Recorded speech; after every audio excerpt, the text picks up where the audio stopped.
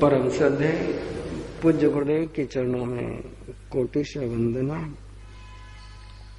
उपस्थित भव्य आत्माओं, आइए गोत्र कर्म की चर्चा प्रारंभ करने के पहले भगवती सूत्र की एक छोटी सी चर्चा कर्म बंध को लेकर के,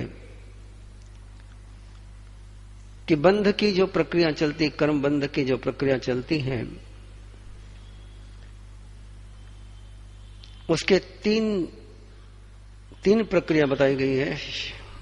कि कर्म बंध जो होता है, तिविहे बंधे पन्नते तम जहां सच्छाद बंधम अनंतर बंधम परंपरा बंधम। एक क्रिया आपने करी, किसी व्यक्ति ने क्रिया करी और तत्काल उसी समय में जो बंध हुआ उसको साक्षात बंध कहते हैं। उस क्रिया करने के बाद उस क्रिया के कारण से आफ्टर जो एक्शन, इमोशन, प्रोसेस चलती है, उसके कारण से होने वाले बंध को अनंतर बंध कहते हैं। और उस क्रिया की कंटिन्यू चलने वाली जो धारा है उसको परंपरा बंध कहते हैं। आलोचना, निंदा, गर्हा, प्रतिक्रमण, ये चारों ही अनंतर बंध और परंपरा बंध को समाप्त करते हैं। किसी व्यक्ति ने गुस्सा किया, गुस्सा करते समय में जो कर्म का आश्रव और बंध हो गया वो साक्षात बंध है। उस बंध में जो उस पल जो बंध हो गया गुस्सा करने के बाद दूसरे क्षण में वो पश्चाताप करता है या गुस्सा करने का समर्थन करता है। गुस्सा समाप्त होने के बाद भी गुस्से का प्रभाव कब तक रहता है? जो दूसरे पल में जो बंध होगा उसको अनंतर बंध कहेंगे। और गुस्सा आज किया है, लड़ाई आज हुई है, झगड़ा आज हुआ है और उसकी कंटिन्यू परंपरा चालू है, कल भी है, परसों भी है, ये जो रिपीटेशन होता है इसको कहते हैं परंपरा बंध। यदि आप आराम से, सहजता से अपने जीवन की तरफ देखोगे तो परंपरा बंध अपना बहुत चलता है। जो झगड़ा जहां पूरा हो गया, जो बात जहां हो गई, वह हम छोड़ते नहीं है। और वो जो लंबी परंपरा चलती है, एक उदाहरण बहुत जल्दी से प्रसंग स्पष्ट हो जाएगा। राजा सैनिक शिकार करने के लिए गया, शिकार करने के लिए गया, तीर चला, एक हिरनी को तीर लगा। वो तीर लगते समय जो बंद हो गया सो हो गया। तीर लगने के बाद राजा सैनिक हिरनी के पास पहुंचता है, उस समय जो बंद हो गया उसको कहते अनंतर बंध। राजा सैनिक हिरनी के पास पहुंचा है और देखता है कि जिस हिरनी का मैंने शिकार किया है वो गर्भवती है और पेट में तीर लगने के कारण से हिरनी भी मरी है और गर्भ का जीव भी मरा है। मुझे एक तीर में 2 शिकार मिले हैं। और वो खुश हो रहा है, वो गौरव कर रहा है। और उसी गौरव की भावना को वो राजसभा में आकर के भी कहता है कि मैंने आज ऐसा शिकार किया। लोग उसका अभिनंदन करते हैं और उस अभिनंदन को खुशी खुशी स्वीकारता है कि बाकी हिरनी तो मिल जाती है, लेकिन हिरनी के पेट का शावक मिलना, अनजन्मा शावक मिलना, उसकी त्वचा मिलना, उसकी वो कोमलतम स्किन मिलना, और उस पर गौरव की अनुभूति करता है। और उसी गौरव की अनुभूति में नरक गति का बंध होता है। जिस समय शिकार किया उस समय असाता वेदनीय का बंध हुआ, वहां तक दौड़ता गया, उस असाता वेदनीय के बंध को पुष्टि मिलती गई। लेकिन उस शिकार को देख करके जब उसने खुशी मनाई, और खुशी मनाने की परंपरा कंटिन्यू चलती रही लंबे समय तक, तो ये परंपरा बंध है। और इस परंपरा बंध के कारण से बंध चाहे पुण्य का हो चाहे पाप का हो, वो निकाचित हो जाता है। साक्षात बंध किसी बंध को निकाचित में ले जाने में उतना समर्थ नहीं होता है। जब उसमें परंपरा चलती है, लंबा दौर चलता है, लंबा समय उसमें बीतता है, तो उसके कारण से निकाचित बंध बनता है। अनंतर क्रिया के कारण से निधत्त बंध बनता है। और इसलिए जब भी अपने से कोई अशुभ काम हो जाए, जब भी अशुभ काम हो जाए, कभी उसका समर्थन मत करना, भूल करके भी समर्थन मत करना।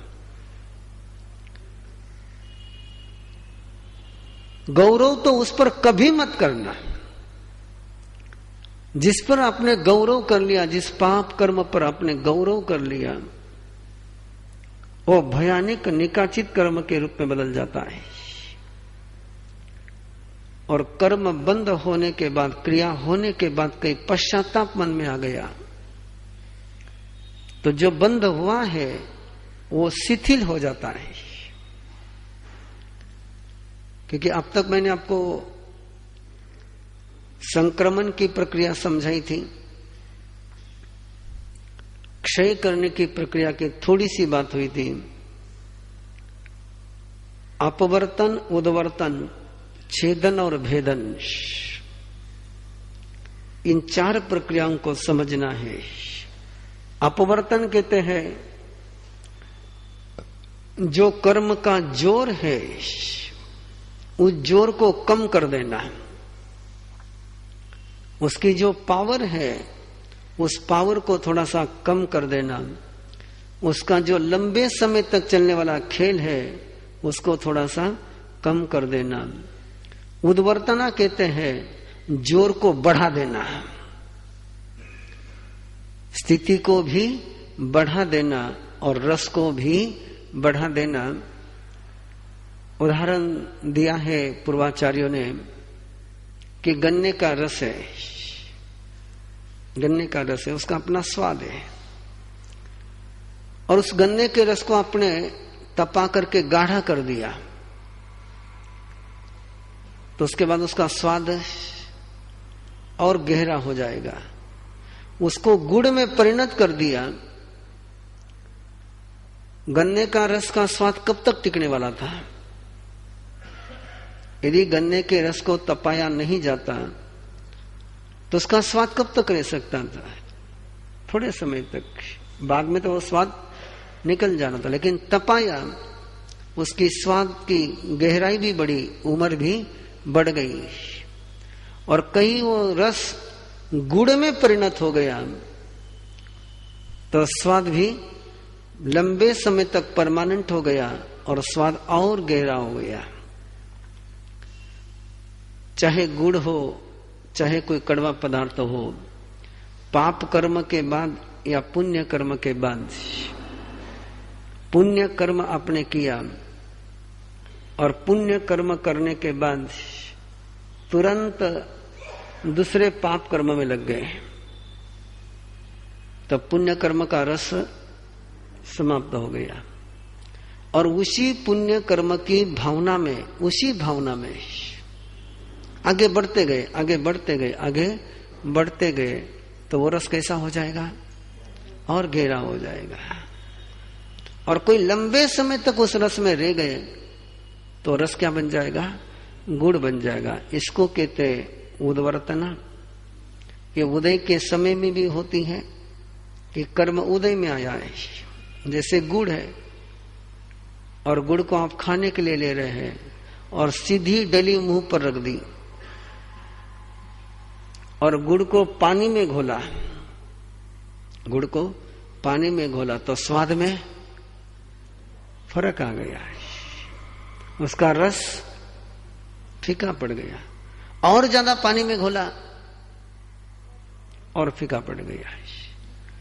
तो ये है उसकी अपवर्तना।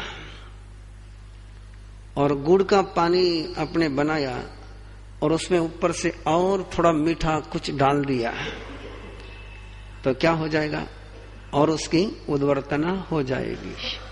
तो कर्म उदय में आते समय, पाप कर्म उदय में आते समय अपवर्तना करो, उद्वर्तना कभी मत करो। मैना सुंदरी के श्रीपाल के जब कर्म उदय में आए और उदय की प्रक्रिया चल रही है, कर्म का वेदन चल रहा है, उस समय जो प्रक्रिया चली उस प्रक्रिया से क्या हो गया? कर्म का अपवर्तन हो गया, छेदन हो गया, भेदन हो गया। और छेदन भेदन होने के कारण से वो अपनी लंबी जो स्थिति थी, कुष्ठ रोग की स्थिति, जब तक सांस तब तक कुष्ठ रोग ने बढ़ते ही जाना है, वो स्थिति का क्या हो गया? अपवर्तन हो गया। और अपवर्तन होते होते होते इतना अपवर्तन हो गया कि कम समय में ही कुष्ठ रोग की स्थिति समाप्त हो गई। तो ये जो अपवर्तन करने, पाप का अपवर्तन होना चाहिए, पुण्य का उद्वर्तन होना चाहिए।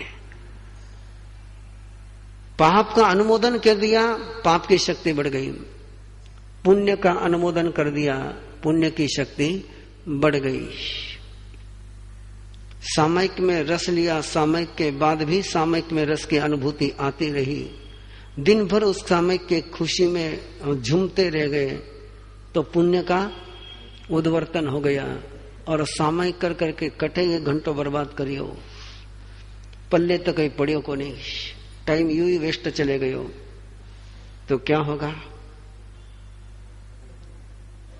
अपवर्तन भी हो सकता है, संक्रमण भी हो सकता है, पुण्य का पाप में संक्रमण भी हो सकता है। तो ये अपवर्तन और उद्वर्तन, जिसको सजा कम करना कहते हैं। अपवर्तन का मीनिंग क्या हुआ? कि सजा कम हो गई। उद्वर्तन का मतलब क्या हुआ? सजा की उम्र बढ़ गई। पुण्य में अपवर्तन का मतलब क्या होगा?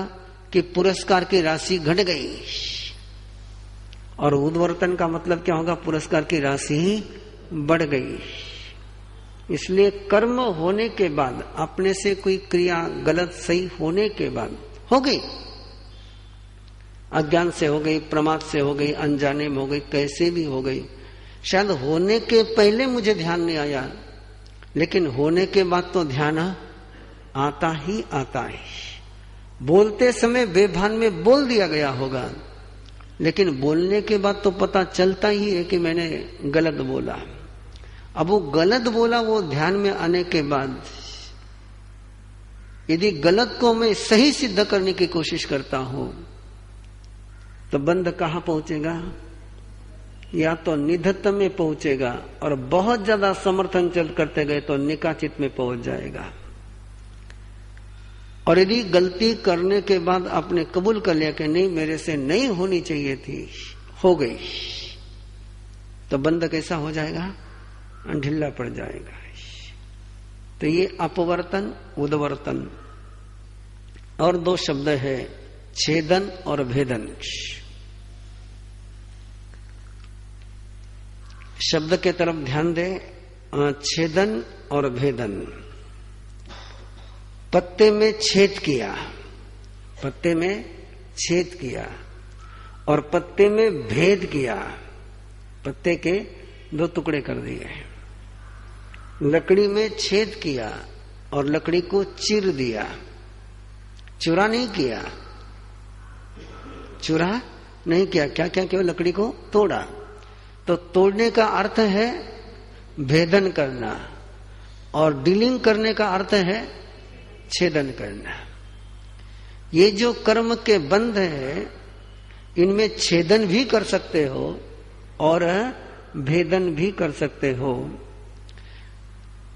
छेदन करने के बाद भी कर्म की शक्ति में फर्क पड़ जाएगा, भेदन करने के बाद भी कर्म की स्थिति में फर्क पड़ जाएगा। कैसे छेदन कर सकते हैं, कैसे भेदन कर सकते हैं? छेदन और भेदन कैसे कर सकते हैं? कुछ सोच सकते हो क्या?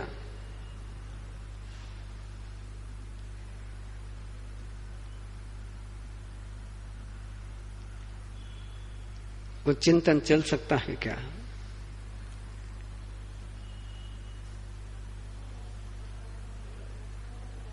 हाँ, चलिए।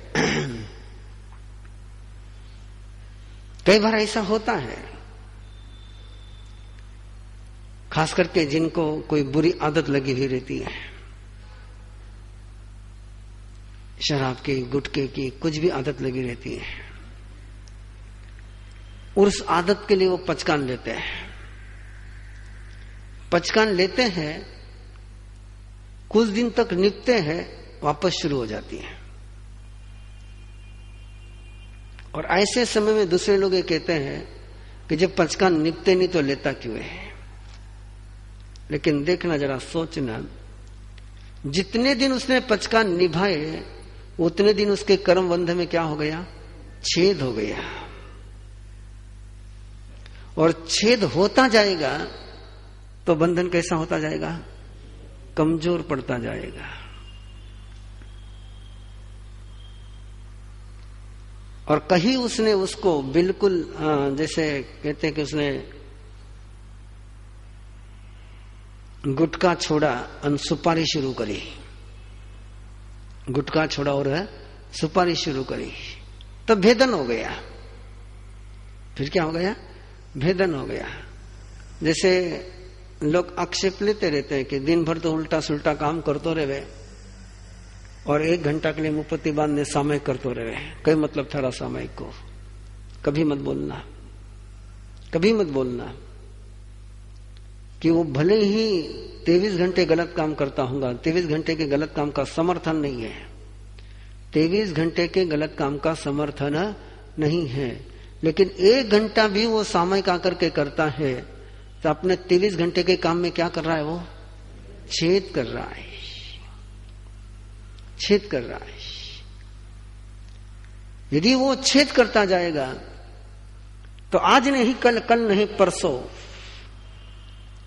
उसका वो जो पाप कर्म का बंध है वो कैसा होता जाएगा?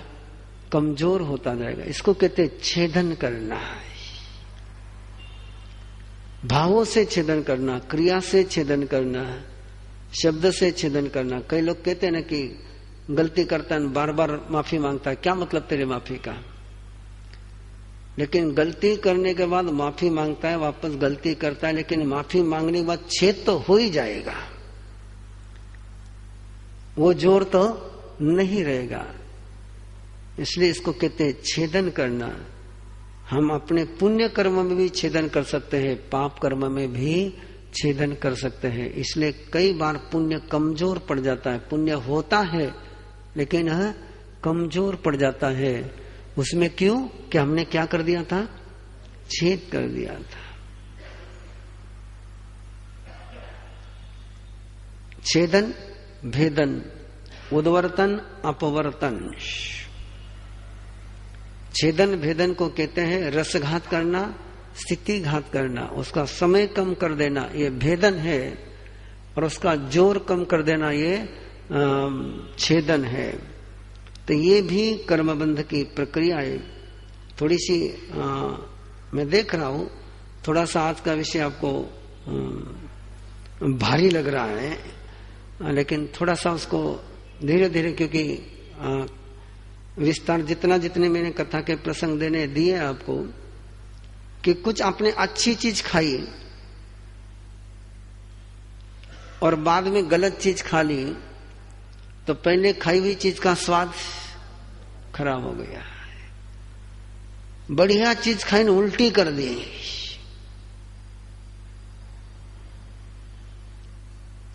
घटिया चीज खाई ने उल्टी कर दी, गंदी चीज खाई और उल्टी कर दी,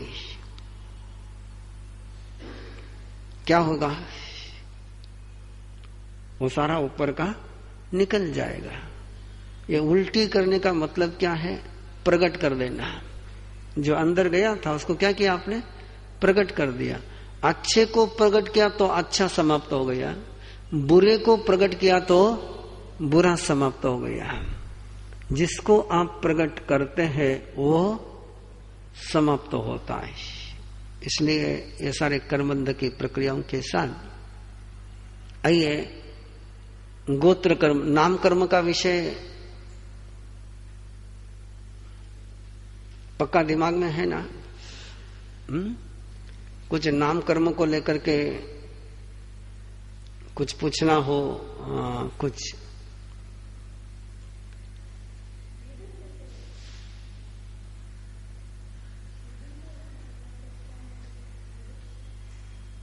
भेदन का अर्थ है जैसे किसी बात से वो लंबे समय तक अलग हो गया, ऐसा अलग हो गया कि वापस वहां पहुंचा तो भी।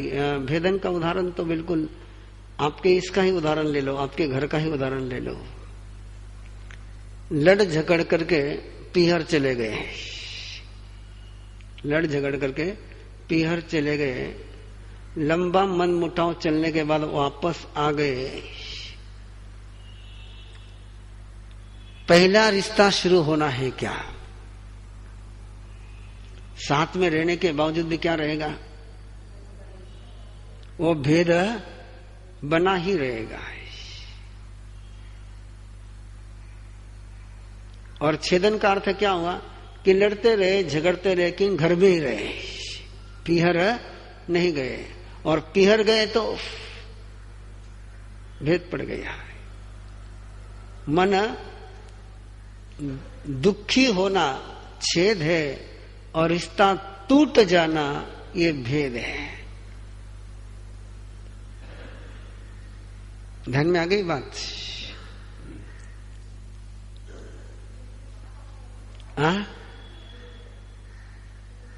ये कर्म बंद होने के बाद फल देने तक के क्या क्या फल परिणाम हो सकते, क्या क्या कर सकते हैं। कर्म बंद होने के बाद उसको फलित होने के समय तक क्या क्या उद्योग किए जा सकते हैं, उसका ये जिक्र है। एक बार फल लग गया तो फिर चखो, उसके पहले ये सारा कर सकते हैं। उद्वर्तन, अपवर्तन, छेदन, भेदन, ये सब कर सकते हैं। ज्ञानी पुरुष होश पूर्वक करते हैं, अज्ञानी पुरुष बेहोशी से करते हैं। यही प्रक्रिया है। चलो नाम कर्म को लेकर के कुछ नहीं ना।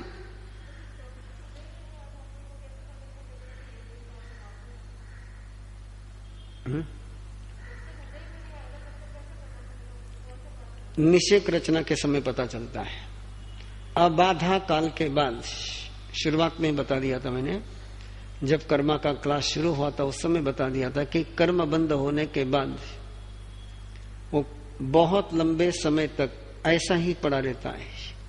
और फल देने के पहले वो निषेक रचना शुरू होती है। और निषेक रचना का मीनिंग क्या है कि जब तक वो अबाधा काल में, मतलब माल गोल्डाउन में पड़ा हुआ है ना, और गोल्डाउन का माल शोकेस में आ गया, शोकेस में सजा करके उसको रख दिया, वो क्या है? निषेक रचना है।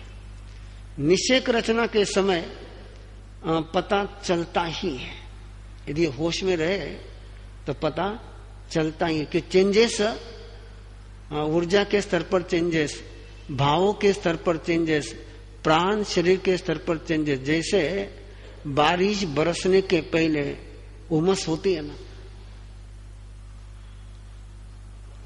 उमस होती है। सूर्योदय होने के पहले लालिमा आती है। बुखार पूरा आने के पहले शरीर में कसकस होती है। तो वो कौन सा समय है? वो निश्चय रचना का समय है। और इसलिए जब कर्मा का क्लास शुरू हुआ था उस समय ये कहा था कि उस समय में आप संक्रमण बहुत आराम से कर सकते हो। माल बिकने के बाद संक्रमण नहीं कर सकते हो। संक्रमण कब कर सकते हो? हाँ, निश्चय रचना के समय में संक्रमण कर सकते हैं। कोई भी कर्म उदय में आएगा, कोई भी कर्म उदय में आएगा तो सबसे पहला उसका असर कहां पड़ना है? अपने भावों में। सबसे पहले क्या खराब होने या अच्छे होने हैं? भाव खराब होने हैं। और जैसे ही आपके भावों में परिवर्तन आया और आपने उसी समय संभाल लिया तो अगली सारी प्रक्रिया वही खंडित हो गई। पहले भाव सुधरेंगे या भाव बिगड़ेंगे। कोई बीमारी आए, कोई अपजस आए, शायद आप लोगों को अनुभव होगा कि जब भी कोई काम बिगड़ने वाला होता है तो काम बिगड़ने के पहले अपना मन थोड़ा सा अनियझी हो जाता है, अस्वस्थ हो जाता है। पता नहीं चलता है कि क्या होने वाला है। पता कब चलता है? होने के बाद पता चलता है, अरे वो बराबर अपना मन खराब हुई हो। अब वो जिस समय खराब हुआ उस समय यदि आप प्रभु भक्ति में लग जाते हैं, उस समय यदि आप किसी पुण्य कर्म में लग जाते हैं तो वो खराब होने वाला टल सकता था, कमजोर पड़ सकता था। उस समय के भावों को यदि संभाल लिया जाता तो अगले सारे परिणामों को संभाला जा सकता था। आया ध्यान में?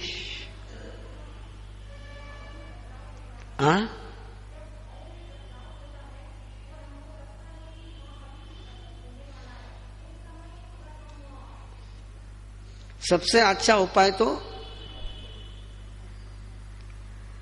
और यदि आप लोगों ने किया होगा तो आपको पता होगा, जैसे आप बदलते तो भाव भी बदल जाते हैं। क्योंकि उसका सूत्र बहुत बार बताया कि एक प्राण के साथ बाकी 9 प्राण जुड़े हुए हैं। एक प्राण को आपने चेंज किया तो 9 के 9 प्राण शेष चेंज हो जाने हैं। श्वासोच्छ्वास बल प्राण चेंज हो गया तो मन बल प्राण भी चेंज होना है, वचन बल प्राण भी चेंज होना है, काया बल प्राण भी चेंज होना है, 5 इंद्रियों के बल प्राण भी चेंज होना है। केवल अकेला चेंज नहीं होना है। किसी एक को आपने चेंज कर लिया तो बाकी सारे चेंज हो ही जाने हैं। काया को चेंज कर लिया तो भी बाकी ने चेंज होना है। जुबान को चेंज कर लिया तो भी बाकी ने चेंज हो जाना है। नजर को चेंज कर लिया तो भी बाकी ने चेंज हो जाना है। सुनने को चेंज कर लिया, कान को भी चेंज कर लिया तो भी बाकी ने चेंज हो जाना है। स्पर्श को भी चेंज कर लिया तो भी बाकी ने चेंज हो जाना है। गंध को भी चेंज कर लिया तो बाकी ने चेंज हो ही जाना है। लंबा नहीं चल रहा हूं, थोड़े में बता रहा हूं। इसलिए सभी प्राणों के आधार पर चिकित्सा की पद्धतियां डेवलप हुई है। गंध चिकित्सा भी है, ओरोमी गंध चिकित्सा भी है, स्पर्श चिकित्सा भी है, रस चिकित्सा भी है, शब्द चिकित्सा भी है, संगीत चिकित्सा भी है, म्यूजिक थेरेपी भी है, फिजियोथेरेपी भी है। फिजियोथेरेपी क्या है? काया को चेंज किया। फिजियोथेरेपी क्या है? काया को चेंज किया।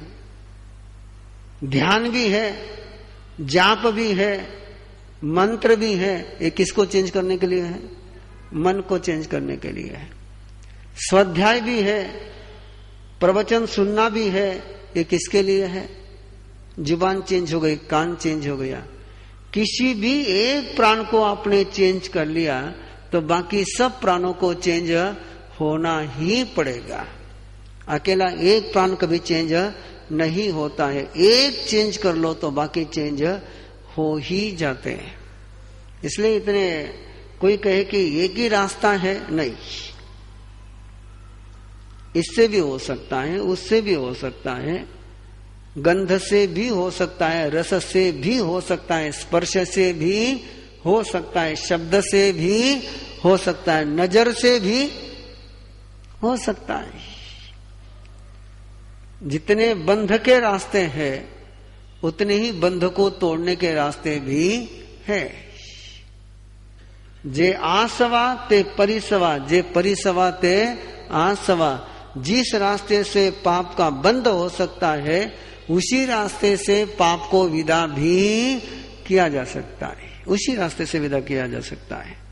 इसलिए जितने बंध के रास्ते हैं उतने ही बंध मुक्ति के भी रास्ते हैं। किस रास्ते का उपयोग करो, है ना, उपयोग करना चाहिए। ये करो वो करो वो करो, किसी एक में मास्टरी कर लो और दूसरे का इनकार मत करो। हम लोग क्या करते हैं कि नहीं इतना तो रास्ता है, दूसरा रास्ता है ही नहीं, और ऐसा आपने सोच लिया कि गड़बड़ियां शुरू हो गई। ये भी रास्ता है, वो भी रास्ता है। शरीर को चेंज किया तो भी चेंज हो जाएगा, मन को चेंज किया तो भी चेंज हो जाएगा, नजर को चेंज किया तो भी हो जाएगा, आहार को चेंज किया तो भी हो जाएगा। इसलिए डाइट थेरेपी है ही है। आप किसको चेंज करो, चेंज करेंगे, एक को चेंज करेंगे। आहार चेंज होने से केवल पेट चेंज होता है क्या? सब चेंज हो जाता है। आपकी भाषा बदल गई तो आपका मन नहीं बदलता है। सही शब्द का चुनाव आपने किया तो आपका मन नहीं बदलता है, और गलत शब्दों का चुनाव किया तो मन नहीं बिगड़ता है। शब्द से भी मन बिगड़ता है, मन से भी शब्द बिगड़ते हैं। ये सारे कैसे परस्पर में जुड़े हुए हैं। ये कोई रेगिस्तान के कंकर थोड़े हैं, ये रेगिस्तान के कंकर नहीं है, ये तो पेड़ के पत्ते हैं। एक पत्ते को हिलाओगे, या मकड़ी का जाला है, मकड़ी के जाले का एक धागा हिलाओगे तो पूरा मकड़ी का जाला हिलना ही हिलना है। ध्यान में आ गई बात? चलो गोत्र कर्म के तरफ।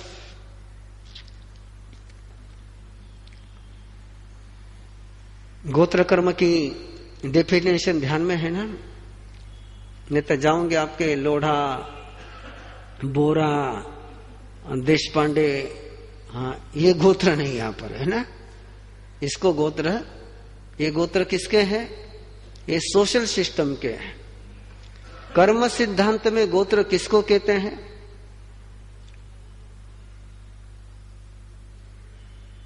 उच्च गोत्र, नीच गोत्र। लेकिन क्या है उच्च गोत्र, क्या है नीच गोत्र? उसको 8 डायमेंशन में बताया गया। कितने डायमेंशन में? 8 डायमेंशन में। जाति, कुल, बल, तप, रूप, लाभ, श्रुत, रस। 8 हो गए ना? ये 8 है। जाति, उच्च जाति, उच्च बल, उच्च रूप, उच्च श्रुत, उच्च तप, उच्च रस, हाईएस्ट जिसको आप कह सकते हैं। और उसी का दूसरा रूप क्या होगा? नीच। बल तो, रूप तो कहां से आना है? नाम कर्म से। रूप कहां से आना है? नाम कर्म से, लेकिन रूप में जो श्रेष्ठता या निकृष्टता आनी है। श्री कृष्ण का रंग कौन सा है? सुंदर है कि नहीं है? रंग कौन सा है? काला है, लेकिन है कैसा? सुंदर है। अब रंग कहां से आया? नाम कर्म से। लेकिन उस रंग में भी श्रेष्ठता कहां से आई? गोत्र कर्म से।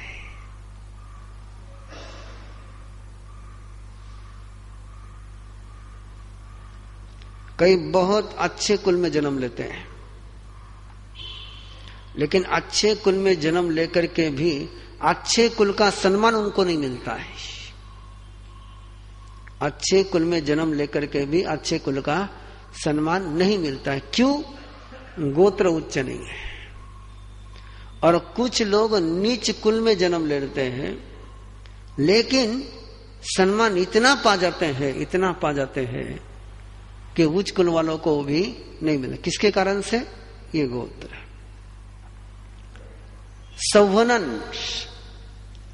संवहनन नाम कर्म के कारण से। शारीरिक जो बल है, स्नायु बल जो है, स्नायु की संरचना जो है, स्नायविक बल। संहनन का अर्थ क्या है? स्नायविक बल, अपने स्ट्रांगनेस, स्ट्रेंथ। वो कहां से आएगी? संवहनन कहां से आएगा? नाम कर्म से आएगा। लेकिन वो बल श्रेष्ठतम रहना है कि निकृष्टतम रहना है, उस बल से अच्छा काम होना है कि उस बल से बुरा काम होना है, ये कौन तय करेगा? ये गोत्र कर्म तय करेगा।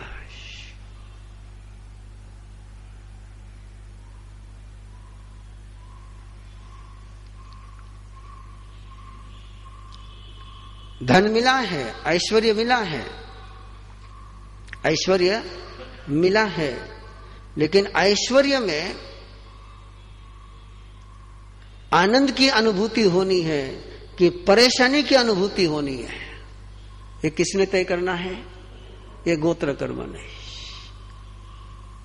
इसलिए आप देखते हैं कई लोग ऐश्वर्य में बड़ी मस्ती में है और कई लोग ऐश्वर्य के कारण से परेशान है।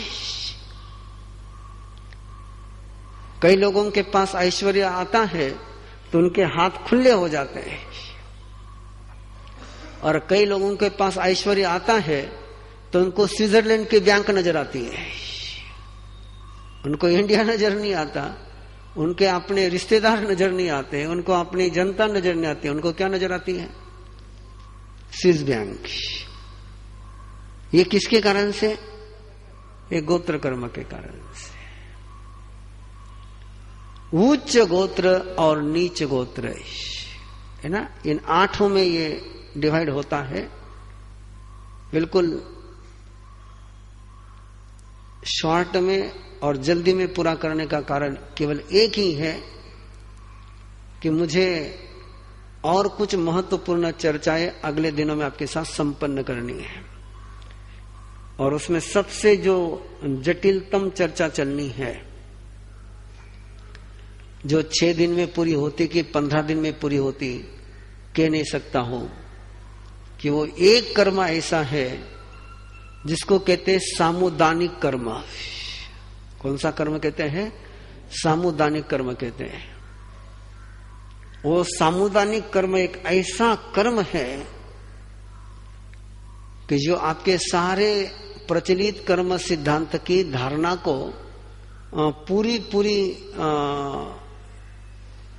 सुरुंग लगा जाएगा, बारूद भर देगा। क्योंकि अपनी प्रचलित कर्म धारणा क्या है कि अकेला बांधेगा, अकेला भोगेगा, और सामुदायिक कर्म की थ्योरी क्या है? साथ में बांधेगा, साथ में भोगेगा।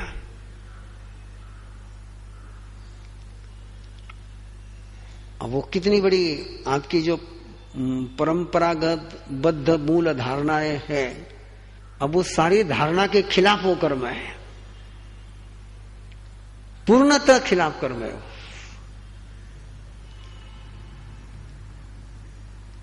उधर मुझे जल्दी से आपको ले जाना है, इसलिए मैं गोत्र कर्म की चर्चा को बहुत जल्दी में पूरा कर रहा हूं कि 8 ही गोत्र कर्म का बंध शुभ का भी और अशुभ का भी बंध होने का छोटा सा कारण है, बिल्कुल छोटा सा कारण है, बिल्कुल छोटा सा कारण है। बार बार कहते रहते हैं आपको, बार बार कहते रहते हैं, अहंकार किया नीच गोत्र का बंध हो गया।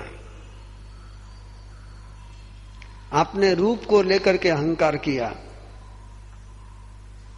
अगले जन्म में कुरूप होना ही होना है।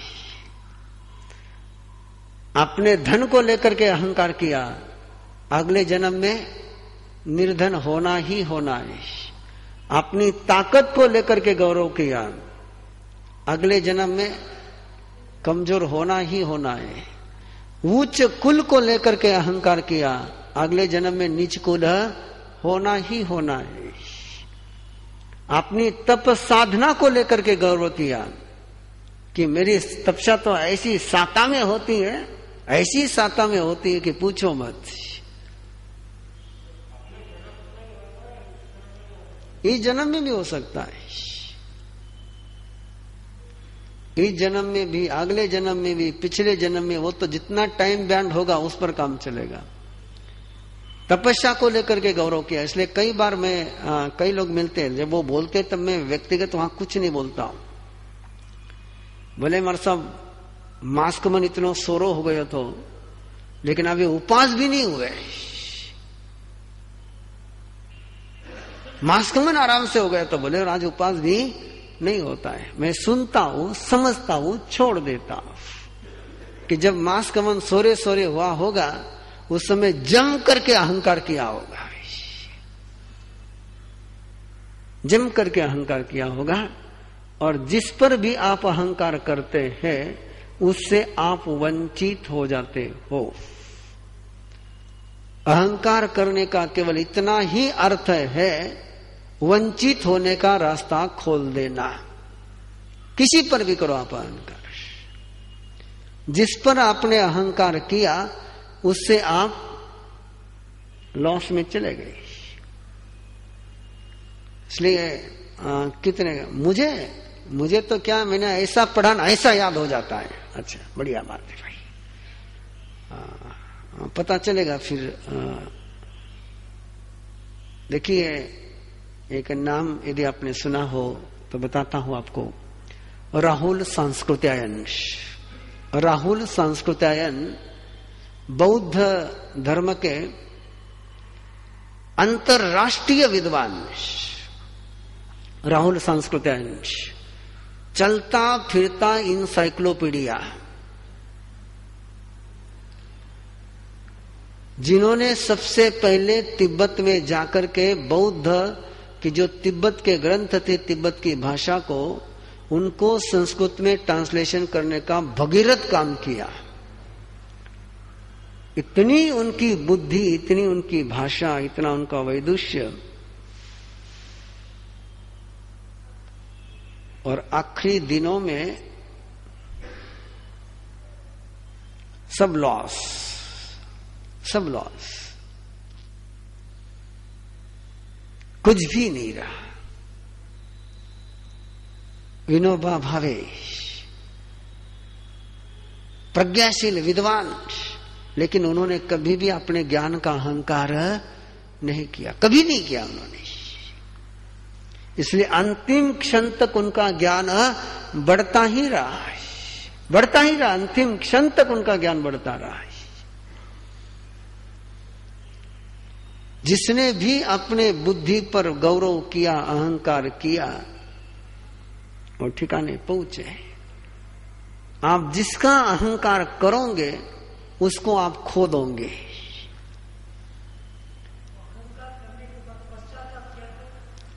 थोड़ा ढीला बढ़ जाएगा। वो तो मैंने पहले ही प्रक्रिया बता दी कि पछतावा करोगे तो क्या होगा, पाप कर्म का बंध अनंतर बंध नहीं होगा, परंपरा बंध नहीं होगा, ढीला पड़ जाएगा। और ये उदाहरण आप बहुत देखोगे, अपने आसपास में यदि खोजने जाओगे तो ऐसे उदाहरण आपको बहुत मिलेंगे, बहुत मिलेंगे। स्वयं के जीवन के भी मिलेंगे, दूसरे के जीवन के भी मिलेंगे। अरे वो मारा केवन का बारे जा ही नहीं सके, वो तो मैं जिसो क्यों ला उसो ज करीला, मारा माते तो रो घणो भरोसो है। एक दिन मालूम पड़ीला भरोसो कहिए जो को, एक दिन पता पड़ जाएगा। गौरव मत करो, अहंकार मत करो। जिस पर भी तुमने ईगो किया वो गो हो गया, ईगो किया गो हो गया। जब भी कोई उपलब्धि हो उसके प्रति अहो भाव रखो, आदर भाव रखो कि ये कृपा है पूर्वजों की, ये कृपा है गुरुओं की, ये कृपा है परमात्मा की। मैं इस लायक नहीं हूं लेकिन मुझे मिला है, तो किनकी कृपा है? गुरुजों की कृपा है। कृपा से लोगे तो सुरक्षित रहेगा, और अहंकार की मोहर लगाओगे तब बर्बाद हो जाएगा।